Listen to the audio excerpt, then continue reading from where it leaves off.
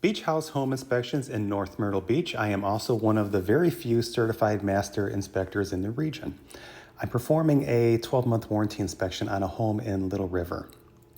This home is very close to the Atlantic coast, so when you have a home that's close to the coast, your trusses are designed for 150 mile per hour winds generally. This is a broken truss. When you have a broken truss, you have compromised the truss system, the integrity of the roof. It's no longer designed for its intent. So a structural engineer will need to look at this truss and come up with a method of repair.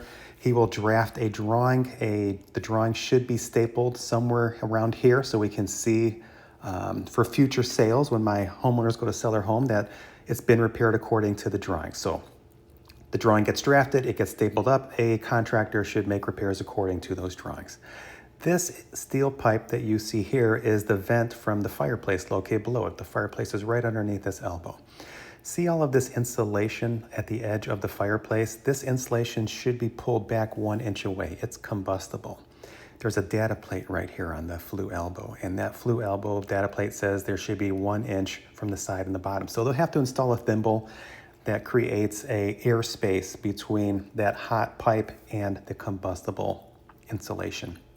Okay, this is interesting. I haven't seen this before, but the ducts for the HVAC system have separated from the air handler. So hot 120 degree air that is filled with mold spores, it's filled with fiberglass dust, is entering the air handler unfiltered. It's going to be impossible to properly condition the interior of the home when you are sucking air from a hot attic and dumping that air into the house. Here we can see the supply side of the duct has also separated. In fact, the cold air from that supply side has created condensation because it's hitting that hot 120 degree air in the attic. It's cold. Now we got mold. We have organic growth. And of course, we're also air conditioning the attic. Now, the homeowners had the HVAC guys out here before my inspection because they noticed that humidity levels were very high. They couldn't get it below 70% humidity.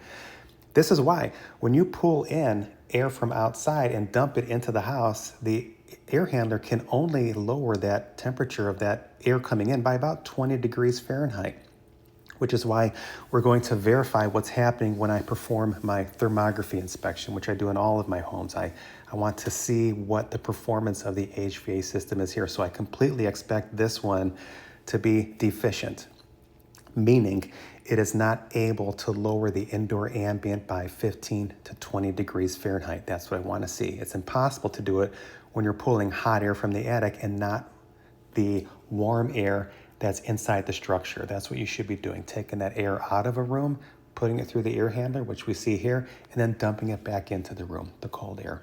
Okay, indoor ambient, 75 degrees. If this was a good system, we should see the coldest supply somewhere around 50 degrees Fahrenheit, 60 degrees Fahrenheit at the worst on a hot day like today.